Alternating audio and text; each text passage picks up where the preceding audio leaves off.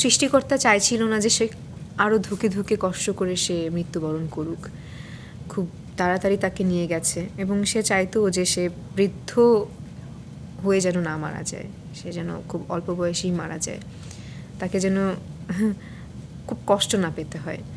মাকে কোন কোন মুহূর্তে সবচেয়ে বেশি মিস করো পূজা? কারণ মা তো তোমার সর্বাঙ্গেই ছিল এবং সব কিছুতে ছিল।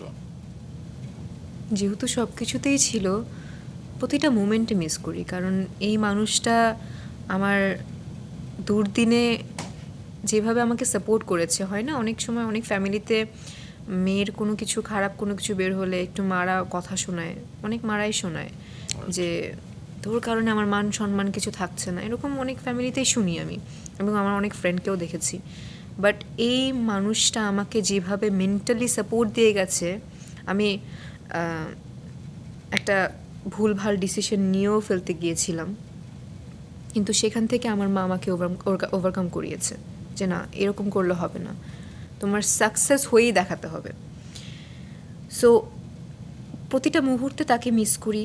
এই যে যেমন গত পরশুও হঠাৎ করে দেখলাম কি একটা ভিডিও চোখের সামনে আসলো, যে একজন ছেলে তার মাকে একটা বড় সারপ্রাইজ দিচ্ছে, একটা গোল্ডের মালা দিচ্ছে।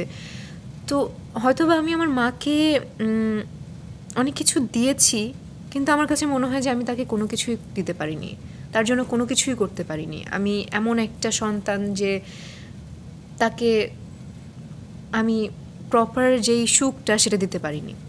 হয়তোবা আমার ভাবি আমাকে বলে, আমার অনেকেই বলে যে যতটুকু সে পেয়েছে, যতটুকু সে দেখে যেতে পেরেছে, দিস ইনাফ ফর হার। পূজা, তোমার বয়সে অনেকেই সেটা পারে না। ইউ ওয়ার লাকি দ্যাট তুমি Yes, সেটা করতে পেরেছো। এবং হয়তোবা আমি একটা ছবি দেখেছিলাম যে হসপিটালে মা মেয়ে হাত ধরে রেখেছে, এবং তখন আমার একটি কথা মনে হচ্ছিল, আন্টিরই কথা আমাকে বলেছিল, পূজা আমার হাতে লাঠি, আমার শক্তি, এবং সেটা তিনি সবসময় বিলিভ করতেন। হ্যাঁ। এই যে তুমি চোখে জল, তোমার চোখে জল এসেছে, তোমার আবেগী হচ্ছে, কিন্তু তুমি যে কত বড় স্ট্রং একজন মানুষ সেটিও আমি দেখেছি। লিপস্টিক চলচ্চিত্রটি মুক্তি পেয়েছিল 2024 সালের ঈদের কিছুদিন আগে মা চলে গিয়েছিলেন। একটি ড্যান্স নাম্বার ছিল, সেটাতে তোমাকে অ্যাক্টিং করতে হবে, নাচতে হবে, এবং মা তখন আইসিইউতে ছিল। মাকে আইসিইউতে রেখে তুমি 2 দিন শ্যুট করেছিলে, এবং মা যখন চলে গেল তার 1 সপ্তাহের মধ্যে আমি দেখলাম যে এ কি, পূজা আবার প্রমোশন করছে, এবং সেটা নিয়ে কিছু মানুষ সমালোচনাও করছে যে এই মেয়েটার কি হয়েছে, যে মা মারা গেছে সে আবার কিভাবে এত সিনেমার কাজ করছে।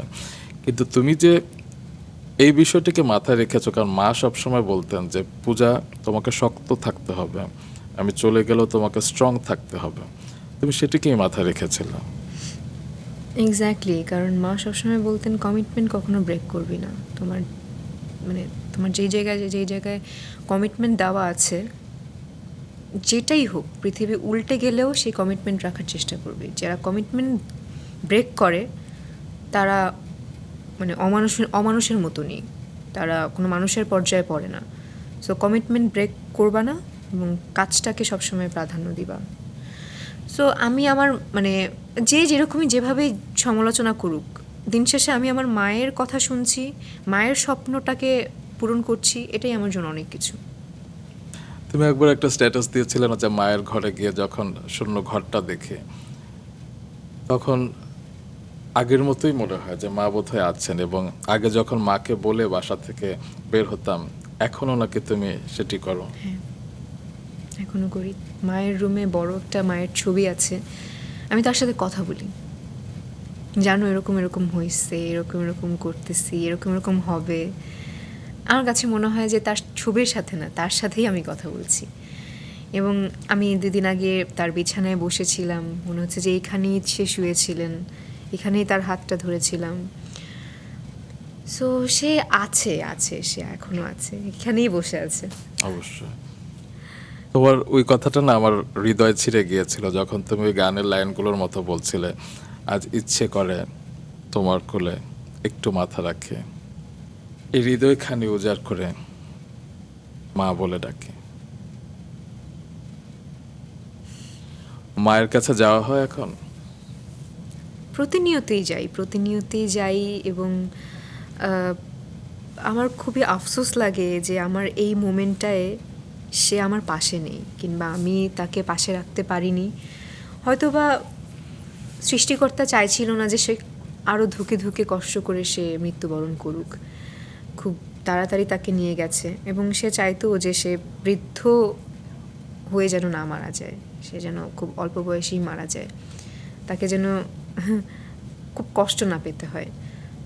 সো তার আয়ু ওইটুকুই ছিল, এবং আমি সবসময় প্রার্থনা করি যে সে যেখানেই থাকুক ভালো থাকুক, এবং সে সবসময় উপর থেকে আমাকে আশীর্বাদ করে যাক। মায়ের কাছে যাওয়া হয় প্রশ্নটা এই কারণে করলাম, কারণ তুমি আরেকবার লিখেছিলে যে মা, আমি তোমার কাছে শিগগিরই আসছি, তবে এটা খেয়াল রেখো যে ওখানে গিয়ে কিন্তু মিষ্টি খেও না, তোমার সুগার বাড়বে। আমার মা কথা কম শুনতো, সে মিষ্টি অনেক বেশি খেত। তাকে তার সাথে আমার এটা নিয়ে ঝগড়াও হতো। সে অনেকে ভাবতো কি যে মেয়ে খারাপ, মেয়ে এই যে এরকমভাবে মিসবিহেভ করতেছে, কিন্তু আমি যে কিসের জন্য মিসবিহেভ করি সেটা আমি ছাড়া কেউ জানে না, আমি আর উপরওয়ালা ছাড়া কেউ জানে না। সে কথায় কথায় মিষ্টি খেত, এবং তার খালি পেটে তার ডায়াবেটিক্সের পরিমাণ এত থাকতো, মানে এটা এক্সপ্রেস করার কোনো ছিল না। সো এর জন্যই আসলে ওই কথা থেকে কী বললাম যে উপরে গিয়ে যদি আমি দেখি তুমি মিষ্টি কোনো দিন খেয়েছো, তোমার একদিন কি আমার একদিন। এবং এটাও লিখেছিলাম, যখন সে অসুস্থ ছিলেন আমার কথা আমার আমার আমার আর মার সাথে এমন সম্পর্ক ছিল, আমি একটু থেকে একটু কিছু হলে, পান থেকে চুন খসলে আমি সেটা মাকে এসে বলতাম। She was my best friend. আমার এক্সট্রা কোনো বেস্ট ফ্রেন্ড নেই জীবনে, আমার এক্সট্রা কোনো সার্কেল নেই, এক্সট্রা কোনো কিছু নেই, কিন্তু এই মানুষটাই হচ্ছে আমার লাইফের অনেক বড় কিছু। আমার যেটাই হোক, আমার সুখ দুঃখ, ভালো মন্দ, খারাপ সিচুয়েশন, ভালো সিচুয়েশন, সব সিচুয়েশনে আমি তাকে এসে বলতাম। সো যখন সে অসুস্থ ছিল তখন তো তার সাথে কথা বলার কোনো ওয়ে ছিল না। আস্তে আস্তে আস্তে আস্তে আস্তে আস্তে জমা রেখেছিলাম যে না, আচ্ছা ঠিক আছে, সুস্থ হোক, তাকে আমি এগুলো বলবো, এটা হয়েছে। এখন তো বলতে পারতেছি না, কারণ সে সেই সিচুয়েশনে নাই শোনার মতো। আমি বললে এখন সে বুঝতে পারবে না। এটা জমিয়ে রাখি, এরকম জমিয়ে রাখি, এটা জমিয়ে রাখতে রাখতে রাখতে না একটা কি বলবো, এক পৃথিবীর মতন আসলে কথা জমে গেছিল। সো জমতে জমতে জমতে জমতে এমন অবস্থা হয়ে গেছে, হঠাৎ করে সে চলে গেছে, আমি এখন এই জমানো কথাগুলো কাকে বলবো। এতটাই ভেঙে পড়েছিলাম, এতটাই নিঃস্ব লাগছিল, মনে হচ্ছিল যে আমিও তাড়াতাড়ি তার কাছে চলে যাই, গিয়ে আমি তাকে বলি যে তুমি আমার জমানো কথা না শুনে কেন চলে গেলে।